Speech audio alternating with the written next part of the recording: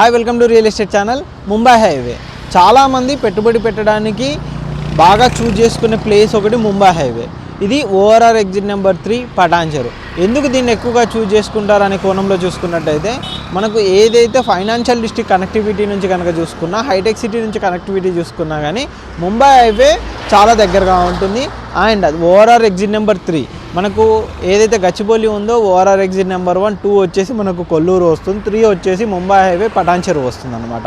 ఈ రూట్లో Mumbai highway connectivity చేసుకొని రియల్ ఎస్టేట్ చాలా డెవలప్మెంట్ అవుతుంది. అలాంటి ముంబై హైవే ఏరియాలో కనుక చూసుకున్నట్టయితే మెయిన్గా చెప్పుకోవాల్సింది పటాన్చెరు, తర్వాత వచ్చేసి ముత్తంగి, ఆ తర్వాత వచ్చేసి మనకు ఇస్నాపూరు, రుద్రారం, ఇవన్నీ కనెక్టివిటీతో ఉండే విధంగా ఐఐటి కంది క్యాంపస్ ఇది కూడా వన్ ఆఫ్ ది కీ పాయింట్గా కూడా మనం చెప్పుకోవచ్చు అనమాట. ఇప్పుడు మేము చెప్పే ప్రాజెక్ట్ కనుక చూసుకున్నట్టయితే కంప్లీట్గా ఎల్ఆర్ఎస్ పేడ్ ఓపెన్ ప్లాట్ ప్రాజెక్ట్ అన్నమాట. ఈ ప్రాజెక్ట్ కనుక చూసుకున్నట్టయితే కంప్లీట్గా ఫుల్లీ డెవలప్మెంట్స్ అంటే హెచ్ఎండిఏ నామ్స్ ప్రకారం కంప్లీట్గా డెవలప్మెంట్ చేసిన ప్రాజెక్టు. ఇప్పుడు మీరు పక్కన కూడా చూస్తుండొచ్చండి, దానికి సంబంధించిన విజువల్సే మీరు.